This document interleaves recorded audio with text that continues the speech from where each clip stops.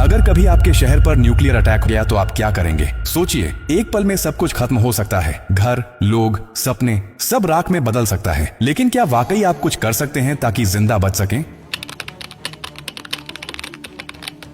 हाँ, अगर आप अभी से तैयार हैं, ये जानकारी जिंदगी और मौत के बीच की दूरी तय कर सकती है। क्योंकि जब एक न्यूक्लियर बम गिरता है तो सिर्फ धमाका ही नहीं होता, उसके बाद शुरू होता है वो खतरनाक खेल जिसे कहते हैं रेडिएशन फॉलआउट। और उसमें जो जिंदा बचता है वो भी धीरे धीरे मरने लगता है। सबसे पहले जानिए कि जैसे ही न्यूक्लियर बम गिरता है, एक तेज सफेद रोशनी आपके सामने आती है। इस रोशनी को देखना मतलब अपनी आंखों की रोशनी खो देना। आप अंधे हो सकते हैं, स्थायी रूप से। इसलिए पहला कदम, जैसे ही धमाके की खबर मिले या रोशनी दिखे, तुरंत जमीन पर लेट जाइए, अपनी आंखें और कान बंद कर लीजिए और चेहरे को किसी कपड़े से ढक लीजिए। ये पहली रक्षा है। अब सवाल उठता है कि कहां जाएं? तो याद रखिए, अगर आपके आसपास कोई मेट्रो स्टेशन है, बेसमेंट है, अंडरग्राउंड पार्किंग है, तो वहीं भागिए, क्योंकि जमीन के नीचे रहना न्यूक्लियर फॉलआउट से बचने का सबसे कारगर तरीका है। लेकिन अगर कुछ नहीं है तो अपने घर को ही शेल्टर बनाना पड़ेगा। सारी खिड़कियां, दरवाजे बंद कर दीजिए। हर छोटी छोटी दरार को भी किसी कपड़े, टेप या गत्ते से बंद कीजिए। हवा का एक भी रास्ता नहीं खुला रहना चाहिए। अटैक से पहले या जैसे ही खबर मिले, आपके पास सिर्फ कुछ मिनट होंगे। उसी वक्त पानी भरिए, बाल्टी, बोतल, ड्रम, जो भी है। याद रखिए, अटैक के बाद पानी में रेडिएशन मिल सकता है। नल से पानी बिल्कुल मत पीजिए, इसीलिए पहले से स्टोर किया हुआ पानी ही जिंदगी बचाएगा। खाने के लिए ड्राई फूड रखें,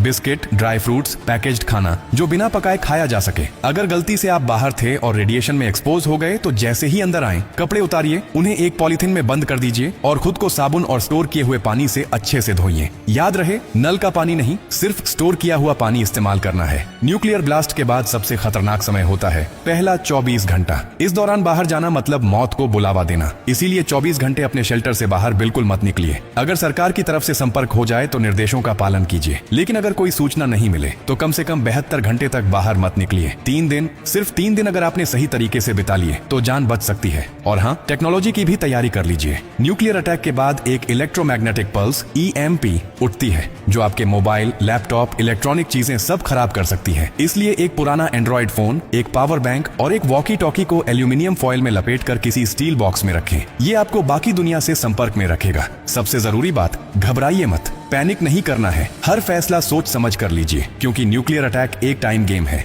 जो जितना शांत रहेगा, उसकी जान बचने के चांस उतने ही ज्यादा होंगे। और याद रखिए, ये जानकारी सिर्फ आपके लिए नहीं, बल्कि आपके परिवार, दोस्तों, पड़ोसियों और पूरे समाज के लिए है। क्या आप अकेले सुरक्षित रहना चाहते हैं? नहीं ना? तो इस जानकारी को हर उस इंसान तक पहुंचाइए जिसकी जिंदगी की आपको परवाह है। हो सकता है आपकी एक शेयर से किसी माँ का बच्चा जिंदा रह जाए, किसी पिता की आखिरी उम्मीद बच जाए, किसी बहन का भाई लौट कर घर आ जाए। और यही तो असली इंसानियत है। और हाँ, जब आप जिंदगी बांट रहे हैं तो एक वादा भी कीजिए। डॉक्टर कार्डियो की हर पोस्ट से कुछ सीखेंगे और दूसरों को भी सिखाएंगे, क्योंकि हमारा मकसद सिर्फ कंटेंट नहीं, आपकी सुरक्षा है, आपकी जिंदगी है।